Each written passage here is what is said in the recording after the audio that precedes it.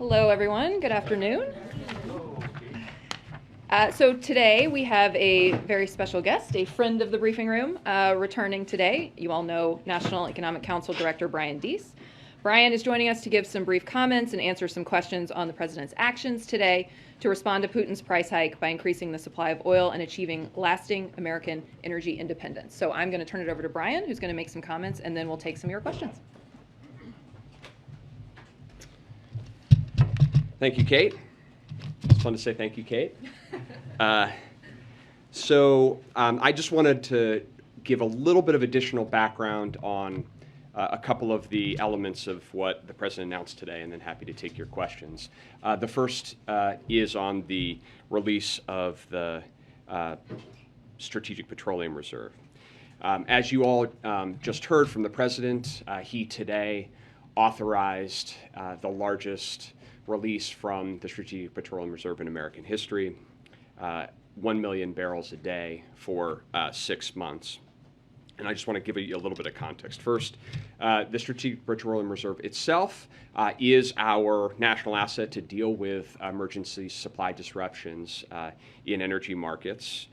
There's currently 568 million barrels in the reserve, which is actually in 4 locations across southern Louisiana and Texas. And the president authorized this reserve under his extraordinary emergency powers associated with supply disruptions, which we have seen in the market are associated with Putin's unjustified actions and the reaction from the United States and allies in the world in no longer purchasing Russian oil. The scale of the release is unprecedented, so 1 million barrels a day, and the duration is also unprecedented, 6 months. The duration was really designed and calibrated to operate as a bridge, a medium-term bridge, to the period where we anticipate and expect U.S. production to come back online. The most estimates based on commitments by companies are that we will see an additional 1 million barrels a day from U.S. industry by about the end of the third quarter of this year. So the time period operates as a bridge until then. And the amount, 1 million barrels today, is unprecedented but feasible based on the technical capabilities of the Strategic Petroleum Reserve itself. We also know there is significant demand in the market. We are operating in a supply-constrained market. That is the core challenge that is driven prices up. But we saw, for example, the last sale that the Strategic Petroleum Reserve conducted was oversubscribed by about 2.5 times. So there is demand out there in the market. The last thing that I would say is that a very important element of the president's announcement today was that the president authorized the sale, but also the commitment to repurchase oil. And that will happen in coming years at a lower price. And that's important for 2 reasons. One is it provides that bridge to during this period of extraordinary supply constraint. But it also provides stability to the market in the future that there will be a buyer to purchase oil at a lower price. And it also allows us to actually maintain and increase the resilience of the Strategic Petroleum Reserve over the long term. We will be refilling the reserve, and if we're buying at a lower price, we'll actually be in a position to refill at more barrels ultimately. So the current 568 million barrels will come down, but then we'll go back up, and that's how the reserve functions. Secondly, just briefly, I wanted to touch on the presidential directive that the president signed today authorizing the Defense Production Act for usage for the critical materials that go into large capacity batteries. So the president took this action under Title III of the Defense Production Act, which provides for prioritizing and subsidizing the production domestically of key inputs that are critical to the national defense. So the Secretary of Defense has undertaken a study and identified that large capacity batteries are critical to the national defense, and the components that go into them, including lithium and nickel, cobalt, graphite, manganese, My guess is that's the first time in the White House briefing room someone has said manganese. These are critical minerals, and we are currently vulnerable to unreliable supply chains, which affects our national security. It also affects our economic security as well. So by taking this action, the president is authorizing the government to use the DPA authorities to build domestic production capability in these key materials. And this is going to be a key driver for building a domestically resilient supply chain to build large capacity batteries. Those are the batteries that go into electric vehicles, but also used for storage in other applications. And also to accelerate what the president talked about today of how we move to true energy independence by reducing our dependence on oil, the amount of oil that we consume, and reducing our dependence on fossil fuels. So those are two. The president touched on other issues as well. I'm happy to take questions all about, but I wanted to put a little bit more context on those two. We'll start with Kristen. Great, thank you. Two questions, Brian. Thank you for being here. One, to the figure 1 million barrels per day, to the skepticism that sounds unrealistic. Why should Americans have confidence that you're going to be able to meet that benchmark on a daily basis? And when can Americans expect to actually see the price of gas come down? So on the first one, the Department of Energy Strategic Petroleum Reserve have now committed, per the president's direction, to release 1 million barrels a day into the market. Number one, we have the full operational capacity to do that. As I mentioned, there are actually 4 locations that make up the Strategic Petroleum Reserve. For purposes of this release, we will be releasing from all 4 of those locations. If you look at the actual operational capacity across all 4 of them, it is actually up to 4 million barrels a day in operational capacity. So actually executing 1 million barrels a day is well within the operational constraints. And a big part of that is because a lot of that moves by pipeline, and so to established offtake points. That's point number one. Point number two, there's been some question about, well, will there be sufficient market interest or sufficient demand, including on the transport side? And I would say there that the best indicator is what just happened in the market when in the last sale that the SPR tendered was 2.5 times oversubscribed. So certainly there is significant demand in the market, and that you would expect because supply is constrained and prices are high. So we fully expect that the Strategic Petroleum Reserve will execute against this per the president's direction. To your question about the timing of the impact, I've already seen, and as we came in here, oil's trading down about 6% today. But the way that we think about this is in terms of supply and the market constraint. And so the supply in the global market, obviously the price of oil set at the margin, the global market, the global supply is down because of Russian oil.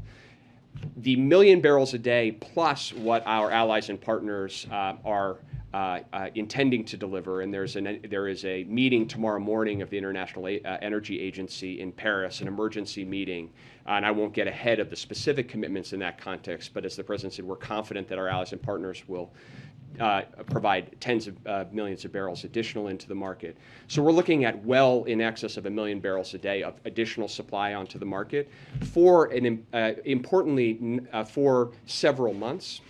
That is the most ambitious, aggressive, historic effort to try to replace supply in the short term. So certainly there is uncertainty about pricing and lots of different factors affect price across time. But we are confident that this is about the largest effort that countries with oil reserves have ever taken to supply the market in this way. Could prices come down in a matter of days or weeks? I know it's difficult to pinpoint, but just for Americans who budget based on how much they have to spend on gasoline, what should they be bracing for? Well, as the president spoke to today, that is uncertain, and so in being very clear, the market price is impossible to predict with certainty. One thing that I will say for sure is that as the price of oil comes down, it's incredibly important that that flows through to the consumer in terms of the price of gas as quickly as feasible. We've seen that be a problem in the past, and is definitely an issue that we are focused on. Justin?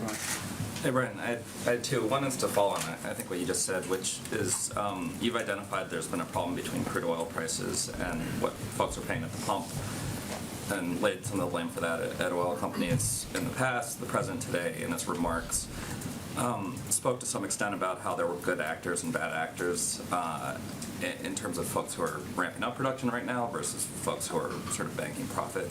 So I wanted to give you an opportunity for Americans who want to do the patriotic thing. Where should they be going to buy their gas right now? Are there good companies that have worked with the administration and folks that you're frustrated with right now? And then my other question was on your former friends kind of in the green community that have expressed, I think, some level of frustration with the announcement today, feeling like it's doubling down on fossil fuels. Obviously, I know you've kind of made this argument that long term you're trying to pivot towards green energy, especially with the second part of the announcement today. But what do you say to climate activists who are sort of frustrated right now? Great. So on the first part of the question, I would say our goal is to provide relief to all Americans in all geographies across the country, and that means doing everything we can to bring down the price of gas at the pump everywhere. And so that's our focus. And the issue of the prices of gas going up very quickly and tracking oil prices and coming down much more slowly is not new. It's old enough that economists have a particular term associated with it called rockets and feathers. But just because we can identify it doesn't mean that it reflects an efficient market or a competitive market. So that has been our focus. On your second question, I want to be really clear, and I think the president said this better today, but I would just underscore it. The circumstances in global oil markets today and global energy markets today provide the clearest possible signal why the United States needs to do everything it can to accelerate toward energy security and true energy independence. And the only way that we can ultimately do that is to reduce and eliminate our dependence on fossil fuels. That's what the president was clear about today, and that, in fact, in the very near term, making sure that we have adequate supply is critically important for American families who are suffering. But the opportunity to actually work in partnership with our European allies, for example, to help them reduce their own dependence by reducing demand for fossil energy, by moving forward on the plan that the president underscored today, we have a historic opportunity to do that, and we are wasting no time, and we are taking no, this is not causing us to do anything but move even more quickly in the steps that we can take. I think the message that we have is that not only can we do these things together, but we have to do these things together. Alice? Yes, thank you. I just wanted to follow up about the allies and partners who would be participating. Can you give any additional detail? Will China be participating in the oil release? So I don't want to get ahead of any specific commitments, but I'll say a couple of things. The first is that, as with every action that we have taken in relation to the war in Ukraine, the president and our entire team have been consulting and working incredibly closely with allies and partners on this. This was a significant topic in the president's call with the Quint on Monday at the leader level. Our teams have been working around the clock together before going into that and in the period since. The IEA is the body of countries that have significant stocks and reserves, and the formal process that they go into, and the United States is a member of the IEA, is to bring forward a proposal for a collective release. And the decision is whether there is a collective release, and then how much each country will contribute into that. So that's the process that will happen starting tomorrow morning. I don't want to get ahead of it. The only thing that I would say, and I think this is probably implicit in what we have done here, is the United States and the president made an explicit decision that the United States would lead here and lead with a historic use of our reserves. We have those reserves. We have the capability to do that, and so that was an explicit decision. At the same time, looking to partner with allies, and I think we'll see that reflected over the course of the next couple of days. IEA members are the only ones participating in the release, is that accurate? Well, what I can tell you is that the IEA, the meeting tomorrow will be of IEA members, and that will be, the question will be about a collective release in that context. We continue to engage with non-IEA members, China and other countries around their reserves, and will continue to do so. But the immediate step at hand will be the IEA. The president said gas might drop between 10 and 35 cents a gallon. Brian, does that sound about right to you? 10 and 35 cents a gallon? Does that sound about right? That's what President Biden said. So is that 10 and 35 cents? On the use it or lose it push. The president had discussions with leaders in the oil industry ahead of this announcement. What, if any, assurances were given about increasing production? Were there any guarantees made? So what we have engaged with oil companies and energy companies on, they have been public about. So you can see the reason why the market expectation has now increased to an expectation of about 1 million barrels a day of additional production online is because many of those companies have gone out and been quite explicit about their intention to ramp up production across time. And that's an outgrowth of a number of the conversations that we have had. And so the use it or lose it approach is consistent in the sense that those companies that are looking to ramp production or to bring back online shuttered wells, those permitted areas would obviously be unaffected.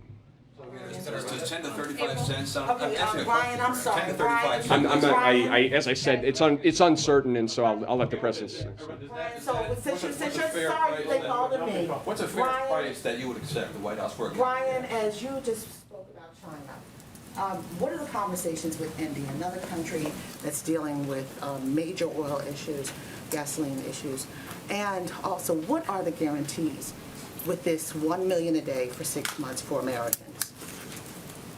So our conversations with all countries that have reserves is similar in encouraging them to participate and to contribute in consistent with their stocks, their available stocks, and their circumstances. We have seen to date a quite extraordinary willingness to participate, including IEA and non-IEA members, to participate in those coordinated releases, including the Indian government to date. And so the work of diplomacy and engagement with our allies and partners is aimed to make sure that continues. But isn't it more about the United States, China, and India when you are looking at these top three consumers of oil? So when we're talking about collective releases, the issue is actually who are the countries that actually have the largest reserves, not the largest consumers, but the largest reserves. So those are the IEA. Into this as well, though. Certainly, but in terms of releasing supply onto the market, that's a function of the reserves. What are the guarantees for the American consumer in these 6 months, in the midst of COVID, in the midst of this war, in the midst of Russia doing whatever it's doing? Well, and I think this goes to the gentleman's question as well. What the president has said is in terms of guarantee, is he's going to do everything that he can. He's going to stay at this even in a very uncertain period, to do everything within his power to try to provide relief to families. And we can now commit that we will deliver 1 million barrels a day into the market, consistent with the president's directive across time. I think Brian has time for one more. Thanks, Brian. In talking about countries that may or may not get involved, curious if there's been any more conversation with Venezuela, Iran, Saudi Arabia about boosting production or about working out how we can potentially see more of their oil get back on the market. And then on the use it or lose it proposal he talked about, the idea that companies would be fined if they don't use their leases. Is there existing legislation he's referring to, or how would that work? Sure. And how is that, if not legal, how is that in keeping with sort of the capitalistic, he says he's a capitalist. Of course. Who is the government to be telling businesses what to do with something they've leased, I guess? Sure. So on your first, there are conversations, engagements ongoing, but I don't have any new update on that front. On the second, we start from the premise that all of these are leases on public land. So it's federal land, and so it's your assets as citizens and as taxpayers. And so the way the process works is that companies lease tracts of land They then, in areas where they are more interested in potentially discovering, they then seek a permit within their leased areas. And so the way that this policy would operate would be to say, going forward, in those areas where you are holding leased land, but you are not exploring, then you would pay incrementally on that. I would say two things. One is, when companies lease with the federal government, again, this is companies operating with the federal government on public land, the lease is to explore and to pursue production. Those are the stated lease terms. So it's appropriate for the federal government. And number two, companies can always rescind their leases or transfer their leases as well. So they can provide their leases back to the federal government if they no longer have any use for them. Or they could transfer them as well. So this is really about a very practical issue, which is everybody, Republicans, Democrats, everyone is saying we need to figure out how to increase more supply. And so in those areas where we already know the leases have occurred, the permits have occurred, there's nothing more that needs to happen, we should be encouraging companies to operate. And if they don't intend to or they don't want to, then they could hand those leases back to the government. Are you still concerned that gas prices could hit record highs this spring and this summer? So I'm not going to predict where the market will go. You'll find me not predicting on any particular forward data point. What I will say is that because of the president's actions today, because of a historic effort to put 1 million barrels a day of supply into the market, and because of the effort to work with allies and partners and galvanize a global response on this front, the market will be significantly more well supplied, and prices will be lower than if we didn't take this historic action. And that's what our focus is: actions that we can take to make sure that that prices come down as much as we can. Brian, one on food security real quick. Do you have any updates on the president's efforts to prevent real food shortages sparked by the war? So it's a issue of a top focus, and we will have more to say on that issue in the coming days, but I don't have a specific announcement for you today. Only incrementally raising production? I think it's the same answer as the question earlier. We're continuing to have those conversations, but I don't have anything new for you today. Low-income Americans getting clobbered right now at the pumps. You have a president who's doing everything that he possibly can to try to address that situation, including, I would say, the president announced today, and I would encourage you all to really cover it and look into it. $3.2 million through the weatherization program that goes directly to low-income families. Low-income family could get a $6,500 grant to make their home more energy efficient, bring down their energy costs by hundreds of dollars a year, and improve the health of their home. That's something the president did this week, putting that money out in addition to the other issues that we discussed today. Thanks. Thanks, Brian. Thank you all very much. So if you will just indulge me for a minute, I have a few announcements I'd like to make at the top here, so just bear with me. Today we're marking the Transgender Day of Visibility by celebrating transgender Americans who are thriving and making their communities stronger. Unfortunately, transgender Americans, particularly children, continue to face unacceptably high levels of bullying and discrimination. As you know, the president signed one of the most comprehensive executive orders on LGBTQI+ rights in history shortly after taking office, and this administration has repeatedly and forcefully called out state legislatures that are advancing legislation that discriminates against trans children and their families. Today, the State Department and Department of Homeland Security announced new steps that will improve the travel experience for transgender Americans. And the Department of Health and Human Services has released new resources for transgender kids and their families to help protect their mental health and ensure they receive the care they need to thrive. Finally, the president is reiterating his call for the Senate to pass the Equality Act to provide long overdue civil rights protections to transgender and LGBTQI+ Americans. As the president told transgender Americans in his State of the Union address, this administration will always have your back so you can be yourself and reach your God-given potential. Today, we're also celebrating the life and legacy of Cesar Estrada Chavez, a champion for social justice, an advocate for farm workers and working people who build and sustain our nation. A leader who has inspired generations of people to fight, organize, and expand opportunities for workers. When President Biden became president, he placed a bust of Cesar Chavez in the Oval Office as a reminder of the values and his vision to fight for respect, social justice, and equal dignity for all workers. The Biden-Harris administration remains committed to building an economy from the bottom up and the middle out that works for all. We fought hard to pass the American Rescue Plan that helped Latino workers, families, and small businesses to ensure that they had the support they needed through the pandemic. And we created a historic task force on worker organizing and empowerment to help workers to organize to provide an earned pathway to citizenship. Today, we join people across the country celebrating and honoring Cesar Chavez's legacy while we continue to advance the rights and dignity of working people.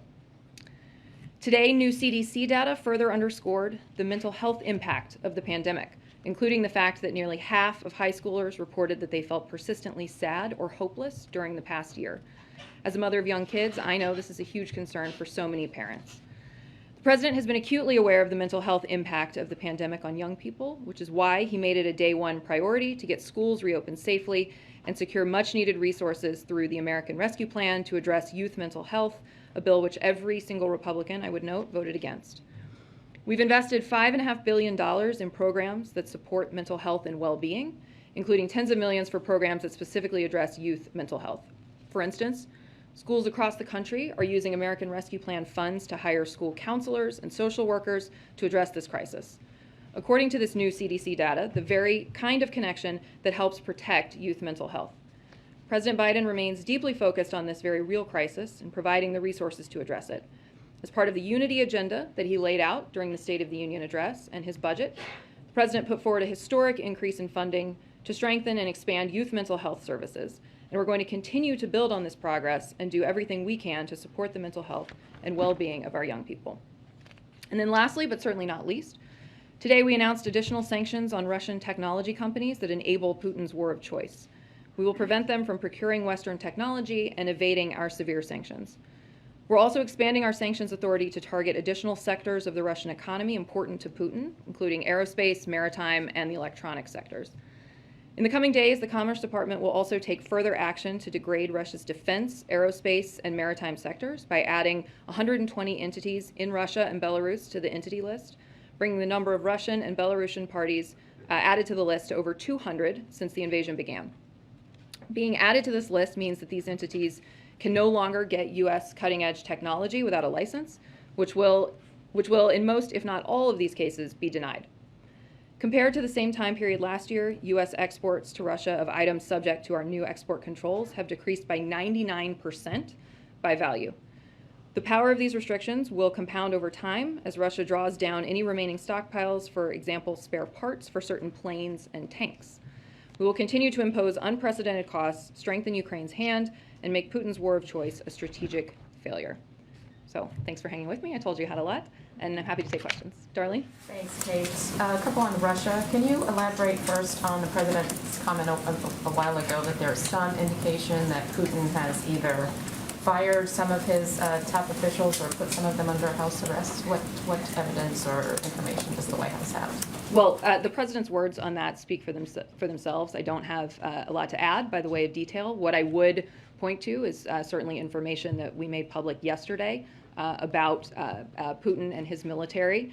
I think writ large, we have seen that this invasion has been a strategic failure for Putin and for Russia. They are working to redefine the initial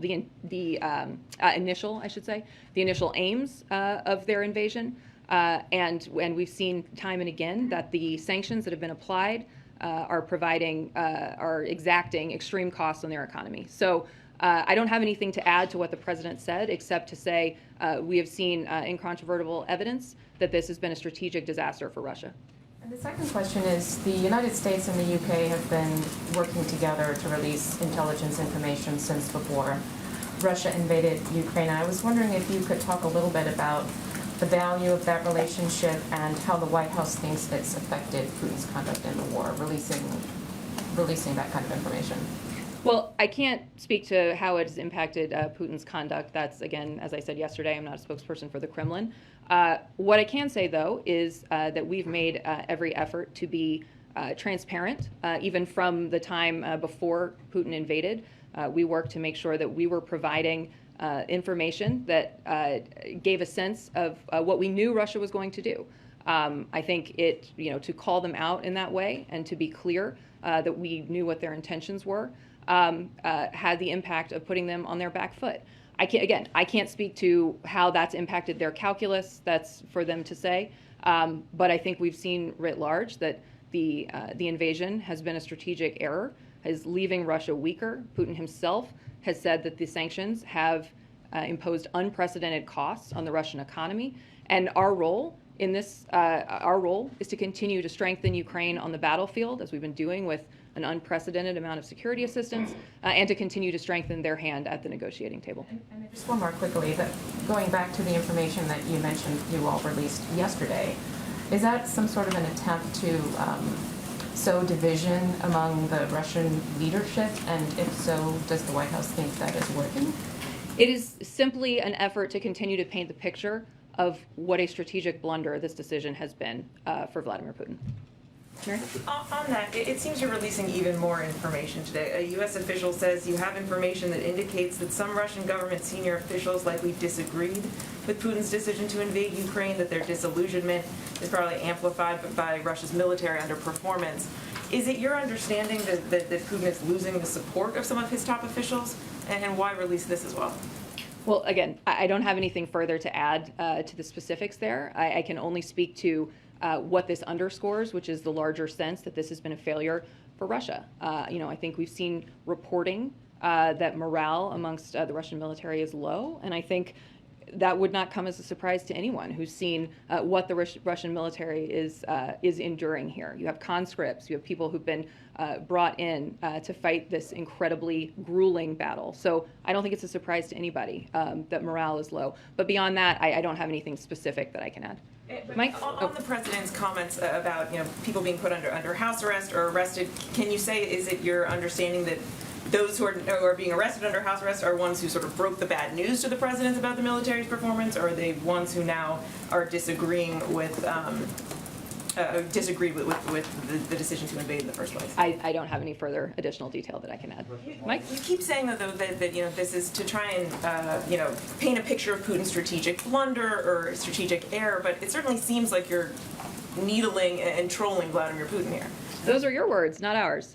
We have been very clear that we are, everything that we are doing here is designed to advance our ultimate strategic aim, which is strengthening, as I say, strengthening Ukraine on the battlefield, strengthening their hand at the negotiating table, giving them what they need to push back on Russian aggression. And I think it is self-evident based on what we've seen since Putin invaded on February 24th, as we've seen their economy collapse, we've seen the ruble collapse. The impact of his choice has been significant, and we're going to continue to advance our strategy of doing everything we can to ensure that Ukraine has what they need to continue to push back on Russian aggression. Mike? So this may be a little late breaking, I don't know, but there have been reports in the last hour or so about concerns at Chernobyl with Russians leaving the nuclear plant because of some kind of exposure. Do you have any, does the U.S. government have any information about what might be going on there and whether, sort of how broad the danger is there? I have not seen that since we came into this room, but I'm happy to go look into it and we can come back to you with answers. Yeah. Please. Hey, on COVID, I wonder if you can comment on reports that there's an agreement in principle for $10 billion in additional COVID aid. I think Senator Romney talked about it earlier today. So as we talked about yesterday, we are obviously very hopeful that Congress is making progress as we need to get this urgent funding that we need to fight COVID-19. The president has been very clear. There is a strong sense of urgency here. You heard him say yesterday that Congress's failure to act is already having severe consequences, including on our supply of monoclonal antibodies and treatments for the immunocompromised. So these are, as you note, ongoing active negotiations on this, and so we're certainly not going to negotiate from the podium, but I will say that the president has been very clear that there's an urgent need for this funding, and we're very hopeful that Congress is going to come to a solution on this. One follow on that. Sure. I think the plan calls for slashing some of the foreign aid. Biden has said repeatedly that we can't just, take care of ourselves, that we have to, the pandemic isn't going to stop. There's no wall we can build. Would he sign a bill or would he veto a bill that doesn't include significant foreign aid? Well, what I would say to this is we have been very clear, and the president has been very clear, both publicly and in private, about the acute need for funding of our global response for weeks, if not months. And in the past day, our position has been very clear about the importance here. Right now, countries, in fact, are declining our doses because they don't have the infrastructure in place to take our life-saving vaccines. Funding will obviously help solve this issue. And I actually want to read to you a letter to the president signed by 14 U.S. senators, half of whom are Republicans. Quote, "We urge you in the strongest possible terms to do more to lead global efforts to end this pandemic and increase global vaccine access." So we hope that these senators will follow their own advice and provide resources for the global response, because now is the time to act. And we're not going to be able to put this pandemic behind us until we stop the spread and proliferation of new variants globally. So the president has been very clear. He believes this funding is important. But again, we're going to let Congress work through, and we're very hopeful that they are going to come to a solution. Okay, thanks, Kate. I want to ask you again about the president's comments today when he was asked about the information that Putin is being left in the dark by his advisors. He seemed much less confident in the intelligence than you were from the podium and other top officials here. When he was asked about it today, he said it's an open question. There's a lot of speculation. He seems to be self-isolating. He said, but we don't have hard evidence. You said from the podium, we have information that Putin felt misled by the Russian military. Why the disconnect? I don't see a disconnect there. We were clear yesterday that we shared a piece of information that helps paint a picture about how this has been a strategic failure for Russia. The president said there's a lot of speculation. He didn't say we have hard evidence, we're confident. And there is plenty of discussion, and that's part of what we did yesterday, was put additional information into the public sphere, into the conversation. I don't think there's a disconnect between those two things. The president was making statement about where things currently stand, where he understands things to currently stand. I don't think that's in any way at odds with what we said yesterday. Is the administration confident that Putin is being left in the dark by his top advisors? You stand by everything you said from the podium yesterday. We put forward information yesterday, and I think you can draw the appropriate conclusion from that. We would not put it forward if we didn't have confidence in it. One more on Hunter Biden, who has been in the headlines again recently. During the last presidential debate, then Vice President Biden was asked if there was anything inappropriate or unethical about his son's relationships, business dealings in China and or Ukraine. The president said nothing was unethical. He went on to say, my son has not made money in terms of this thing about what you're talking about, China. Does the White House stand by that comment that the then Vice President made? We absolutely stand by the president's comment, and I would point you to the reporting on this, which referenced statements that we made at the time that we gave to the Washington Post, who worked on this story. But as you know, I don't speak for Hunter Biden, so there's not more I can say on that. Jack. Thank you, Kate. On releasing barrels from the strategic reserve, this move does not resolve the structural deficit that we have. In the last 2 times the administration released barrels of oil, it didn't have a measurable impact on gas prices. So what makes this administration believe that this move is going to have an impact this time? This is, as you heard Brian say, this is a historic and unprecedented release in terms of size. It is going to help meet the mismatch between supply and demand in the market. 1 million barrels a day is a significant addition to the marketplace, and is going to, as I say, is going to address some of the mismatch between supply and demand. And I think what Americans should take away from this announcement today is that President Biden is relentlessly focused on doing everything he can to ensure that Putin's price hike does not hit them at the gas pump. So what they've seen from him, I think, since the day he took office, is a focus on doing what he can to address kitchen table issues, to address the things that people across the country are worried about, including gas prices. And so today, you know, not only is it historic in scope, but it, as you heard Brian talk about, this has also been, the president has led a global effort to galvanize a response to this, because he knows that rising prices at the pump hurt families, and he's doing everything in his power to bring those prices down. This is going to bring up the supply in the short term, but it's not, you know, a long-term solution. And, you know, one analyst has said that if the market maintains a structural deficit for a long period of time, releasing reserves might actually keep prices higher. So if this does not work in the way that you think it's going to work, will the administration stop releasing 1 million barrels a day? We will I won't speak to what we might do in the hypothetical depending on where the market goes. What I will say broadly is, of course, we would always adjust our strategy to do what is most effective to bring prices down. What I would say about the long term, to your question about the long term, is, and I think you heard Brian articulate this really well, and of course the president spoke to it very powerfully today too, which is this ultimately shows that dependence on fossil fuels, dependence on foreign oil is not in the sustainable long-term best interest of the United States, and that's why the president has put forward a really aggressive plan to move us to clean energy sources of energy that we can make here in the United States. That's part of, as you heard Brian talk about, the Defense Production Act announcement that he made today to help us make electric vehicle batteries in the United States. The president feels very strongly that we need to make significant strides toward a clean energy economy. It's something he's been very focused on. You'll remember, for those of you who covered the campaign, it's something he ran on. And so he's very focused on ensuring that we're taking those strides, because that is actually the long-term solution here. On sanctions, the Russian ruble has almost returned to its pre-war levels. So does the administration believe that the sanctions are still working? Absolutely, yes. And what I would say about the ruble is, what we're seeing here is an artificial propping up of the ruble by the Russian central bank and by the Russian government. There are avenues are closed off to allow the sale of rubles. They are basically taking artificial measures to keep the ruble propped up. I would also say that in the first few days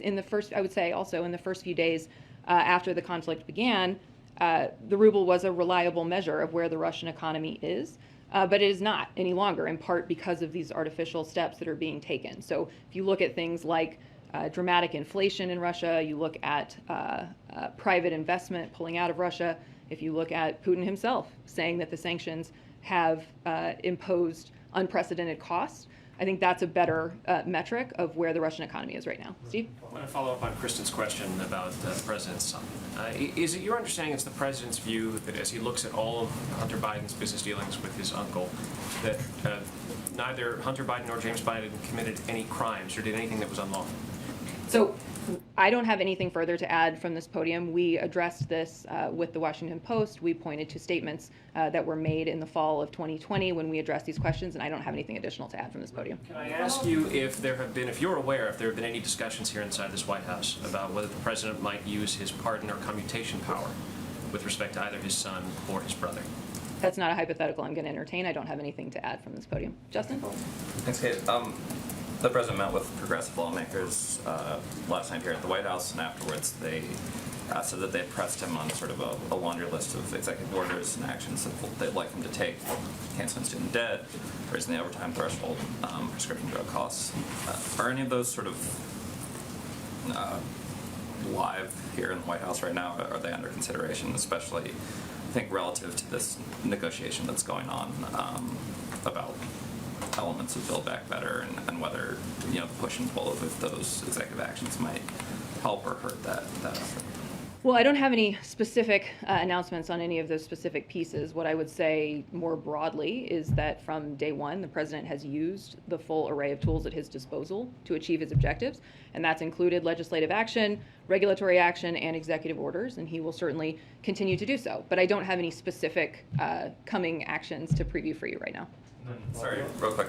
Jordan asked you yesterday about the meeting in India with senior administration officials. Mm-hmm. Wondering, now that those have wrapped up, do you have any newfound confidence that India will decide against maintaining oil trade with Russia, or sense of what came out of the So I don't have any specific. I knew you were going to ask this, and I need to follow up with specifics because I don't have any additional specifics to read out beyond the fact that they were productive conversations.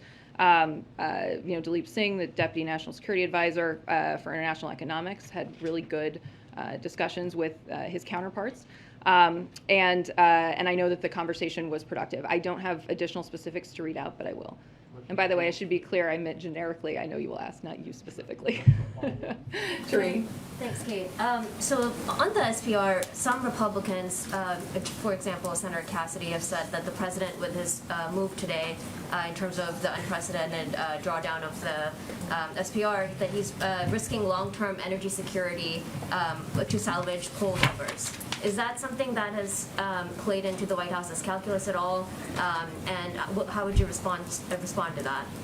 Absolutely not. What the president is doing is using every tool available to him to bring prices down for the American people at the pump.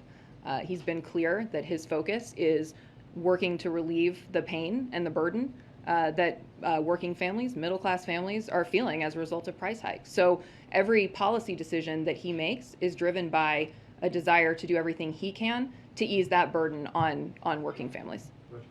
Just two quick ones, following up on Kristen's line of inquiry as well. I know Hunter Biden is not a government employee, you don't speak for him. Has the president read these reports? Do you guys take them to him when the inquiries come in, and what has been his reaction to them? I don't have anything additional to add on this from the podium, but thank you. Caitlin? And on Title 42, you're preparing to end this policy at some point soon here. There has been some concern expressed by Democrats as well as Republicans, but Democrats notably, about how the administration's preparing to wind that down and prepare for a surge. I believe some administration officials say they're anticipating a record surge. What is the administration doing to not only alleviate those concerns from moderate Democrats, some of whom may face voter ire for that, but then more broadly, how is the administration preparing for that surge, if you can sort of generally summarize? Well, so thank you for the question. First, I would note, as I said yesterday, and we have said many, many times, obviously this is a decision that the CDC will make. That said, of course, we are preparing for contingencies. And so what I would say is, our goal is going to be to process migrants in a safe and orderly manner, but also, to be clear, most individuals who cross the border without legal authorization will be promptly placed into removal proceedings. And if they are unable to establish a legal basis to remain in the United States, they'll be expeditiously removed and returned to their country of origin. As a reminder, economic need and flight from generalized violence is not a basis for asylum, but rather asylum is for those with a well-founded fear of persecution on a protected ground. And so asylum and other legal migration pathways should remain available to those seeking protection. And we're working to expand legal pathways in the region so that people don't make this treacherous journey. Obviously, trying to enter the United States illegally carries consequences, and no one should try to make this dangerous journey or try to unlawfully enter the United States.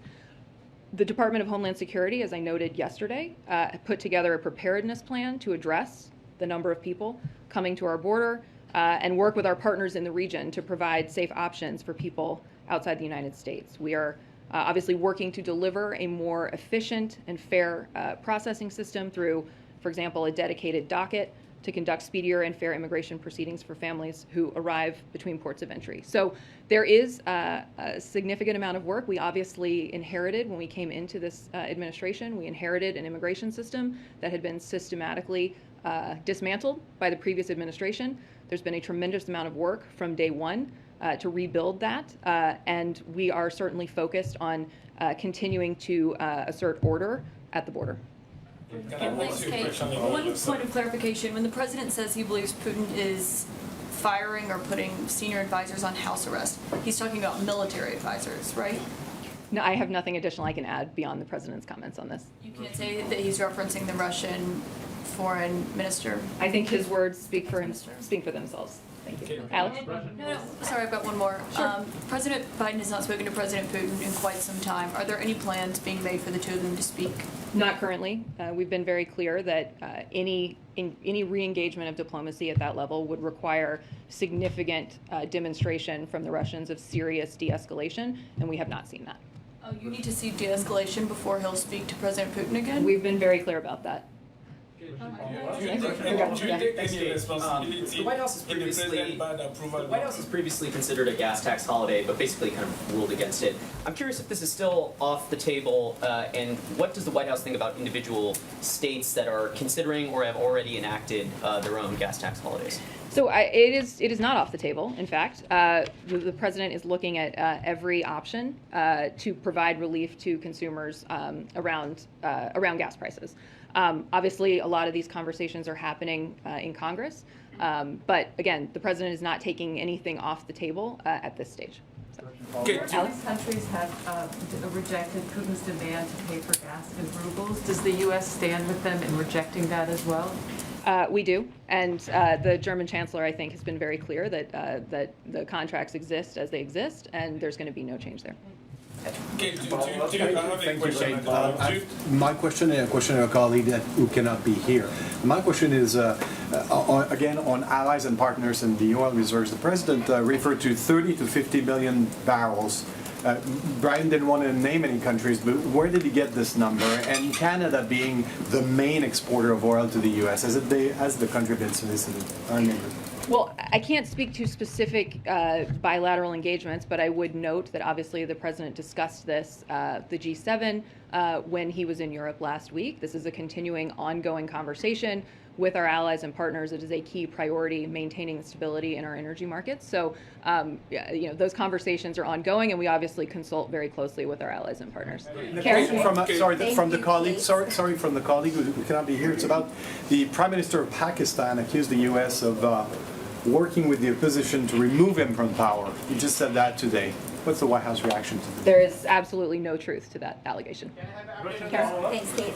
To go back to the COVID deal, I know you say you're not going to negotiate from the podium, and the president has obviously warned about the severe consequences if there is no funding. But if there is a $10 billion deal, which some of the top negotiators say they're getting close to, what would the administration then be able to cover? That long list the president went through yesterday of everything that stops over the coming months, what is saved over the coming months, and what is still then at risk?